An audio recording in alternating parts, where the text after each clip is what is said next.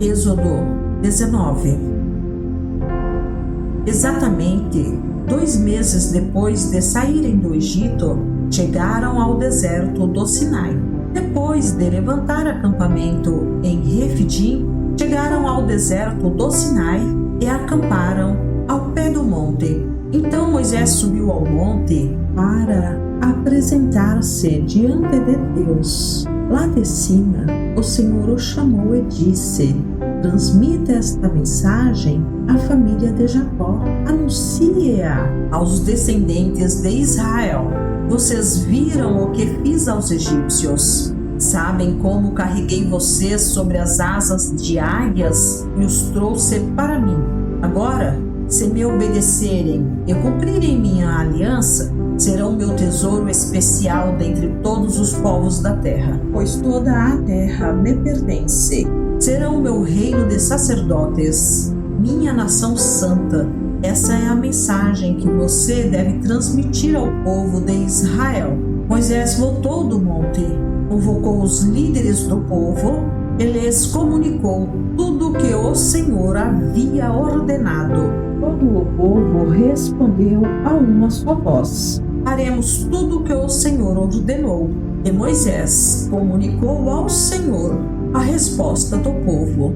O Senhor disse a Moisés: virei até você numa nuvem densa, para que o povo me ouça quando eu lhe falar, e, assim, confie sempre em você. Moisés relatou ao Senhor o que o povo tinha declarado.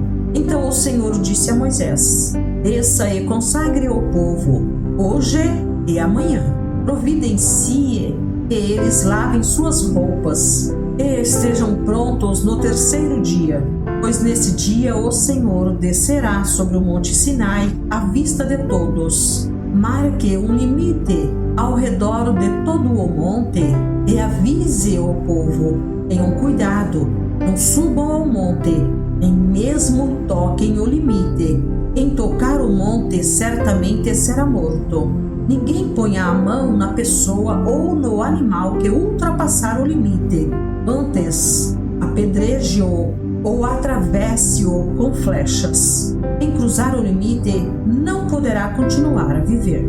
Mas, quando soar o toque longo da trombeta, o povo poderá subir ao monte. Moisés desceu do monte e foi até onde o povo estava. Ele os consagrou, providenciou que lavassem suas roupas. Ele lhes disse: preparem-se para o 3º dia e, até lá, não tenham relações sexuais. Na manhã do 3º dia, houve estrondo de trovões e clarão de raios, e uma nuvem densa envolveu o monte. Um toque longo de trombeta ressoou, e todo o povo que estava no acampamento tremeu. Moisés conduziu o povo para fora do acampamento, ao encontro de Deus, e todos pararam ao pé do monte. O monte Sinai estava todo coberto de fumaça, pois o Senhor havia descido em forma de fogo. Nuvens de fumaça subiam ao céu como de uma imensa fornalha, e todo o monte tremia violentamente. Enquanto o barulho da trombeta aumentava, Moisés falava e Deus respondia com voz de trovão. O Senhor desceu sobre o topo do Sinai e chamou Moisés para o alto do monte, e ele subiu. Então o Senhor disse a Moisés: desça e alerte o povo que não ultrapasse o limite para ver o Senhor. Do contrário, muitos morrerão, até mesmo os sacerdotes que se aproximam do Senhor deverão purificar-se, para que o Senhor não os destrua. Moisés respondeu ao Senhor: mas o povo não pode subir ao monte Sinai. Tu já nos advertiste. Marque um limite ao redor de todo o monte, para separá-lo como lugar sagrado. O Senhor, porém, disse: desça do monte e depois suba de novo, acompanhado de Arão. Enquanto isso, não permita que os sacerdotes nem o povo ultrapassem o limite para se aproximar do Senhor. Do contrário, ele os destruirá. Moisés desceu até onde o povo estava e lhes comunicou o que tinha sido dito. Êxodo 20. Então o Senhor deu ao povo todas estas palavras: Eu sou o Senhor, seu Deus, que o libertou da terra do Egito, onde você era escravo.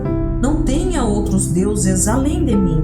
Não faça para si espécie alguma de ídolo ou imagem de qualquer coisa no céu, na terra ou no mar. Não se curve diante deles, nem os adore, pois eu, o Senhor, seu Deus, sou um Deus zeloso.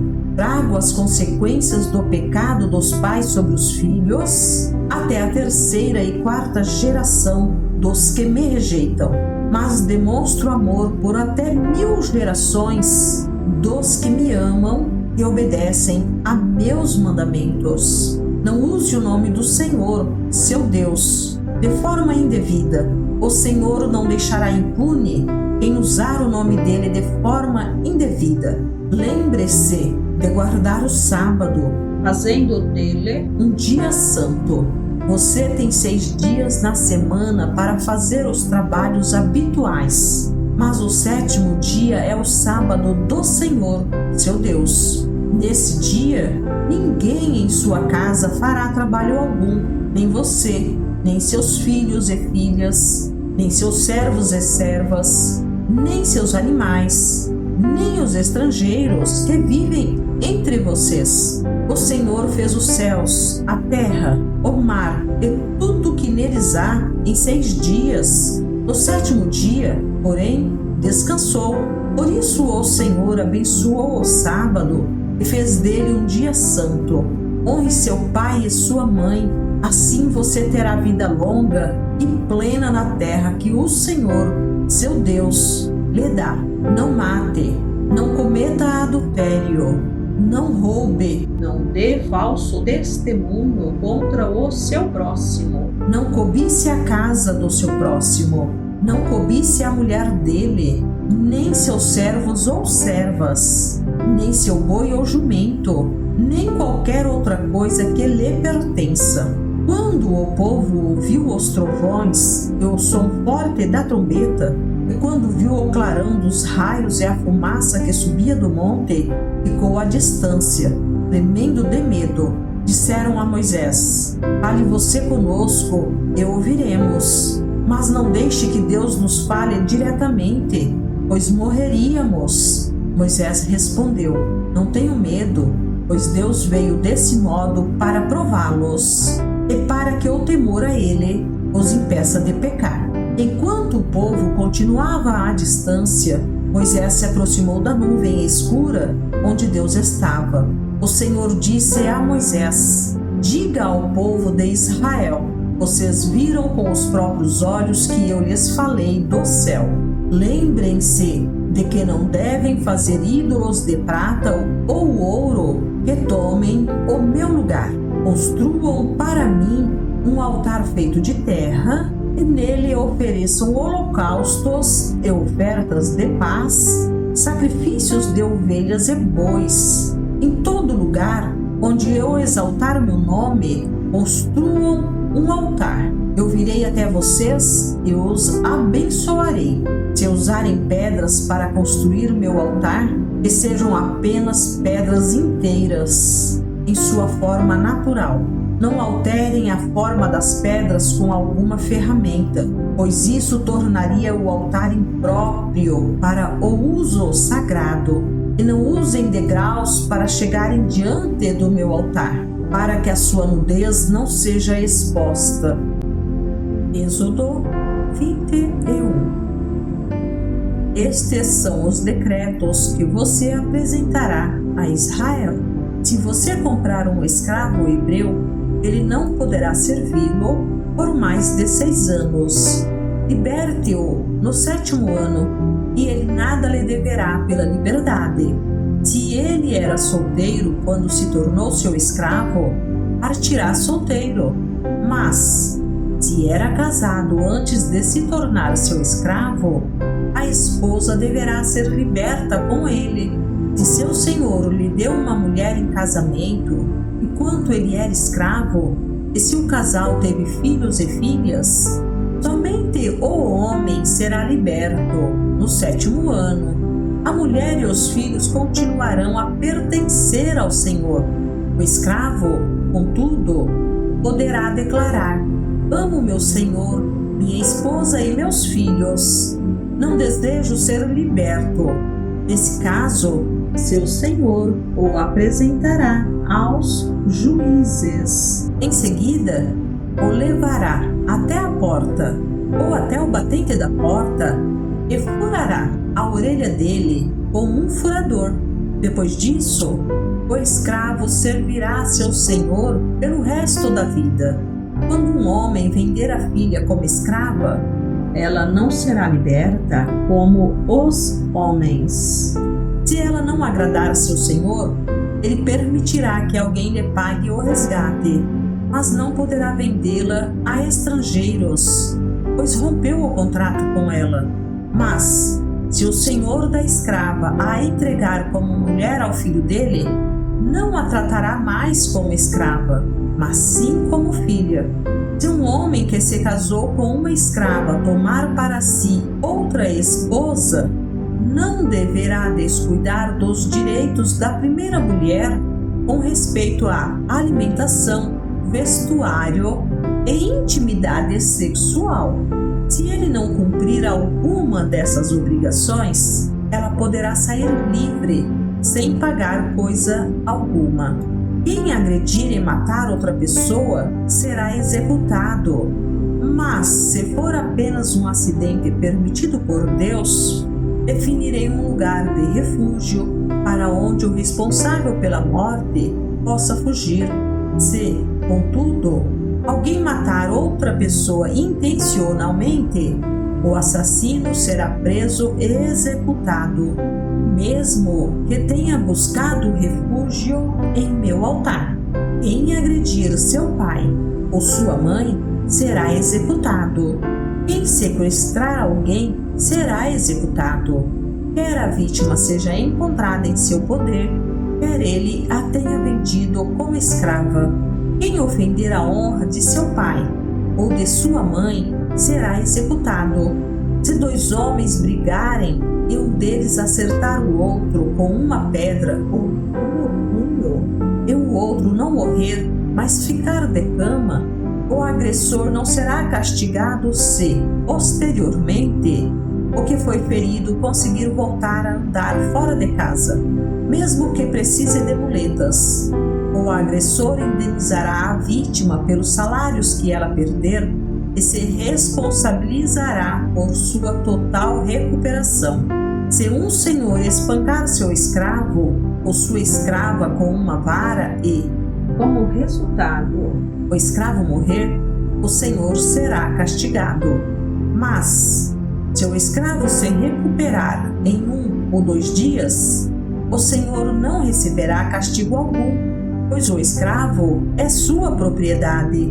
Se 2 homens brigarem e um deles atingir por acidente uma mulher grávida e ela der à luz prematuramente, sem que haja outros danos, o homem que atingiu a mulher pagará a indenização que o marido dela exigir e os juízes aprovarem.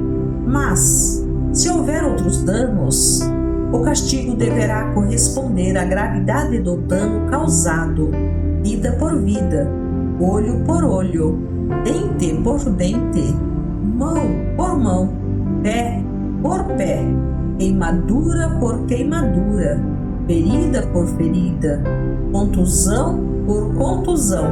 Se um senhor ferir seu escravo ou sua escrava no olho e o cegar, libertará o escravo como compensação pelo olho. Se quebrar o dente de seu escravo ou de sua escrava, libertará o escravo como compensação pelo dente. Se um boi matar às chifradas um homem ou uma mulher, o boi será apedrejado e não será permitido comer sua carne. Nesse caso, porém, o dono do boi não será responsabilizado, mas se o boi costumava chifrar pessoas e o dono havia sido informado, porém não manteve o animal sob controle, se o boi matar alguém, será apedrejado e o dono também será executado. Os parentes do morto, no entanto, poderão aceitar uma indenização pela vida perdida. O dono do boi poderá resgatar a própria vida ao pagar o que for exigido. A mesma lei se aplica se o boi chifrar um menino ou uma menina, mas se o boi chifrar um escravo ou uma escrava, o dono do boi pagará 30 moedas de prata ao senhor do escravo e o boi será apedrejado. Se alguém cavar ou destampar um poço e um boi ou jumento cair dentro dele, o proprietário do poço indenizará totalmente o dono do animal, mas poderá ficar com o animal morto.